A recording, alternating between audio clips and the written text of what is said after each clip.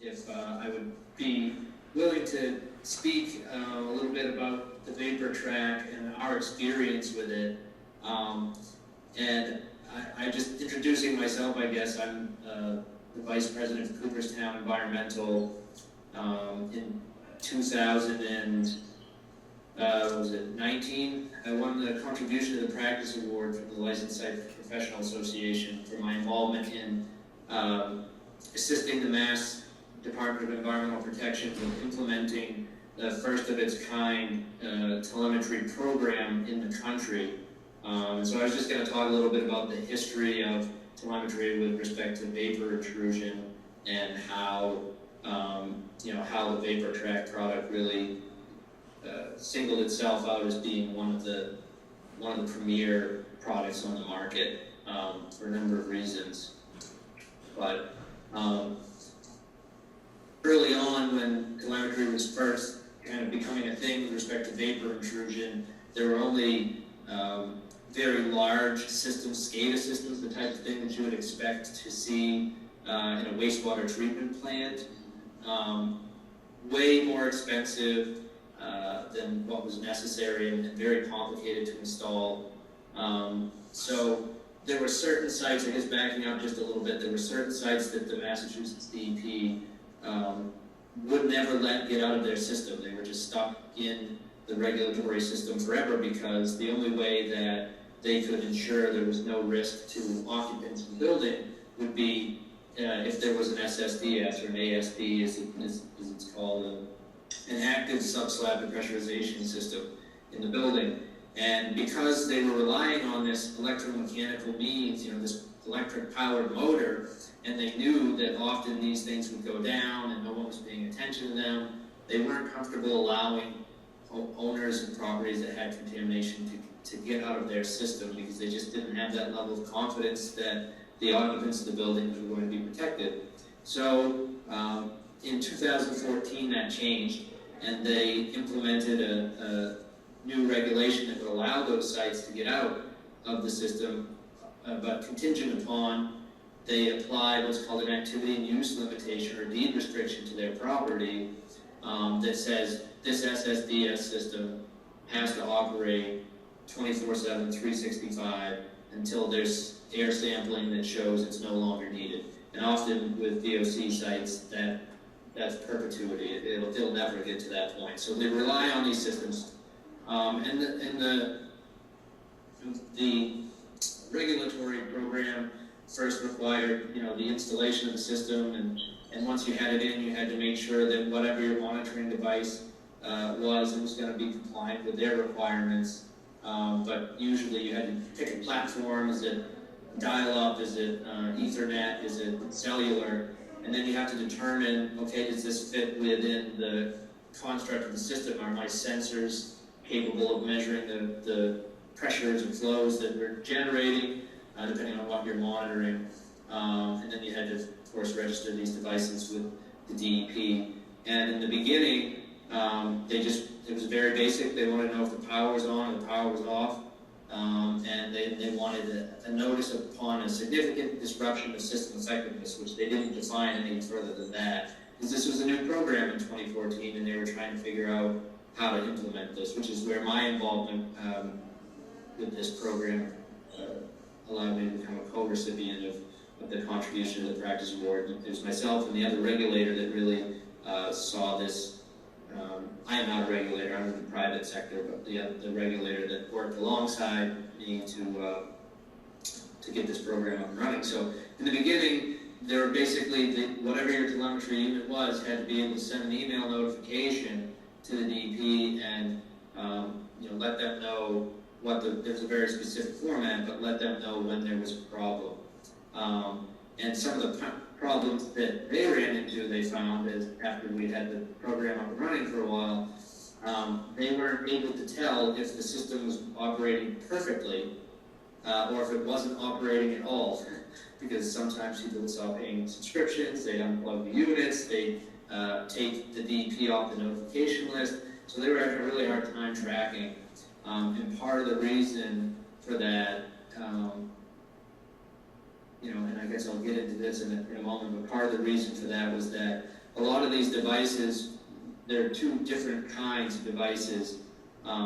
One of them that just sends alarms, essentially saying, you know, you're outside of a specified range. Maybe you have a 4 to 20 milliamp signal going in a transducer switch, that if you're above a certain set limit, like an inch of water column, it won't trigger an alarm, but if you drop below that inch of water column, then it will send an alarm. The problem is these are analog sensors. They don't tell you anything about what the settings are at the site, so you don't really have a way of knowing, is it a high vacuum, is it a low vacuum, is it a power outage? You only simply get a notice that says alarm. And that was not really getting it done for DEP. One of the other problems they were having is that if the power went out, sometimes the telemetry units would be reporting, so they were requiring battery backup and sometimes actual monitoring of the power supply at the same time, which, depending on what you're using, sometimes required an auxiliary contact to be wired to the blower motor. But really, it kind of, when it shook out, there were two different kinds of telemetry units. The VaporTrac unit being a unit that's on the left side, so you're pressure sensing rather than a switch actuated unit. And using such a system allowed DEP to have a higher degree of confidence, which they're actually in the process of revising their regulations again to make it not mandatory, but the next best thing. If you're not using a real-time pressure sensing telemetry unit, then they make the operator of the system go through a lot more hoops just to ensure that it's working the way it's supposed to. But the advantage of having a real-time feed is that DEP can log in whenever they want, and they can see that it's operating, they can see what the operating pressures are, and they can see what the alarm conditions are. And I have some examples of this. I just had this quick demonstration video that shows on the right is one of the analog sensors, and on the left is the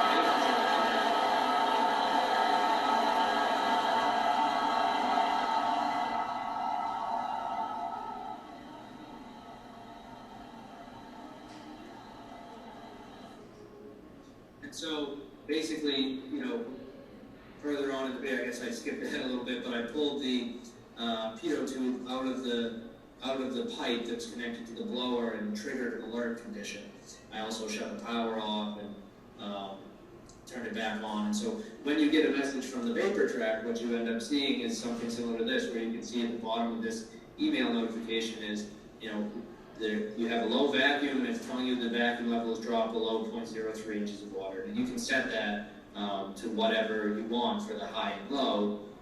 It also tells you when the pitot tube was placed, the vacuum came back to normal. In the instance of a power outage, that's good to know, because you can see it's just a blip. You know, the fan may have gone down, the battery backup in the VaporTrac will send a message that the fan went down, and when the power comes back on, you can see it's restored. And now you have a record of operation that you can provide DEP for compliance to say, look, you know, this wasn't a long-term event, it was a power outage. We also get high vacuum alerts. It's very useful if you have multiple systems running. We have systems in multiple states, and, you know, being able to not have to run out to a site every single time there's an issue, but you can use the history of the pressure to be able to see when there were, you know, different events. Is there icing in the blower? Is there water in the line somewhere? Is it not draining appropriately? You know, there are a lot of things that you can see through the data. Whereas with the competitors, you are usually just getting, you know, I guess I maybe lost that slide, but there was you just get an email that says alarm, and there was no other condition attached to it, whether it was power or high vacuum or low vacuum. No way to read, because it wasn't actually sensing the vacuum pressure and plotting it over time. It's just simply saying you're either above or below a certain point, and that's depending on where you've dialed this analog gauge. So, you know, some of the advantages, I know people getting into the VOC realm from Radon, ANSI, I believe, has come up with a standard that has changed a lot of shoulds to shalls. One of the things that is a shall is you shall have an operation, maintenance, and monitoring plan for the system, and, you know, kind of defining what are the normal ranges of operation for the SSDS, that comes from, in part, having installed it and done some testing, but if you have a telemetry unit hooked up to it, you can see over time there will be fluctuations in the vacuum. It's not going to be just a straight line. Sometimes they vary pretty significantly. In this particular system, I think this was maybe a GP501 from radon away, and you can see that there's only about 0.3 of an inch of water column difference. So when you're setting it, and this was over a short period of time, but you can log this over months.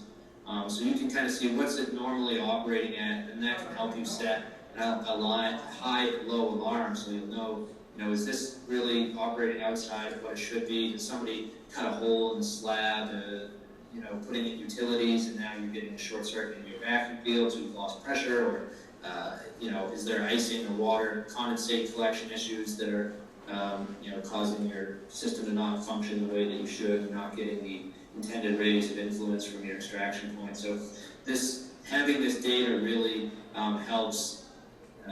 You can see too with this, maybe you set a range of high and low to report an alarm condition over across about 1 inch of water column. Whereas with a high flow, low pressure, that may be even less. It's only a little under 0.2 of an inch. So your range is really it's less than a half inch for your alarm condition.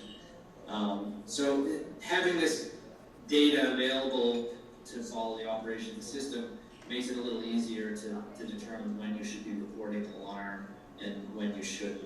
I see we're getting close on time here, so I just had this quick little kind of anecdotal. I had a system that was inherited, I guess. We took over working at another disposal site for a previous consultant, had an SSDS installed, actually several of them, and one of the blower motors kept failing well within the time frame of what it should have, and I think it was an HS2000.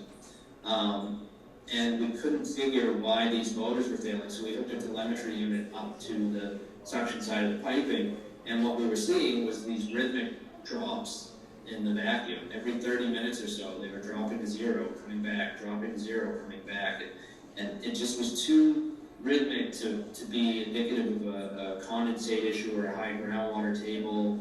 But clearly, you can see if the vacuum's dropping to zero, it looks like a restart, which is very hard on electric motors. The windings will be heated. It's the fastest way to kill an electric motor. So we went and started digging around and looking through the wiring, and we found this waterproof box up on the roof in the electrical room that nobody really knew what it was. And we popped the cover off, and it turns out that the blowers had been wired into a pair of timers on a DIN cage for whatever reason we never discovered, but they were set to, that particular blower was set to shut off every 30 minutes, and this was what was causing these blowers to fail prematurely. So had we not hooked the telemetry up to the unit, we may not have recognized that. And this is just I don't know if Nari you want to take a few moments to speak, but this was just a slide showing kind of where VaporTrac is and what they've done across the country. Yeah, thanks Isaac very much. Do you guys have any questions for him technically? Because he's got the answer to that more than I can. But I think you did great, Isaac. Thank you. Yes, apologize for the technical difficulties in the beginning there. We actually gave you more I'm people. extremely happy. If anyone has any questions about telemetry or VaporTrac or how we've come to use it, are you happy to having discuss to this with them. install mitigation tracking systems? No, yeah, I mean, we're out of Michigan, so, Okay. there's really, it's kind of the wild, wild west over there, but, it's one of those things that you're just thinking about, like, the future and what's possible. Sure, yeah, absolutely, yeah. Once you get into commercial mitigation, it's something that we're seeing a lot of people are asking for. in terms of the cost, it's very efficient, rather than having someone to go out there and check on the system, we're monitoring 24/7. So, for O&M, you get all your information, we have historical data we'll store for you. You can log into the system and see your performance, you can set your high and low limits. So if those are crossed, you'll get notification. If it goes out, you get notification. We have from East Coast to West Coast, we have just under, I think, 400 units that are operating right now, continuously. We started more in the East Coast, but we're making it cross country.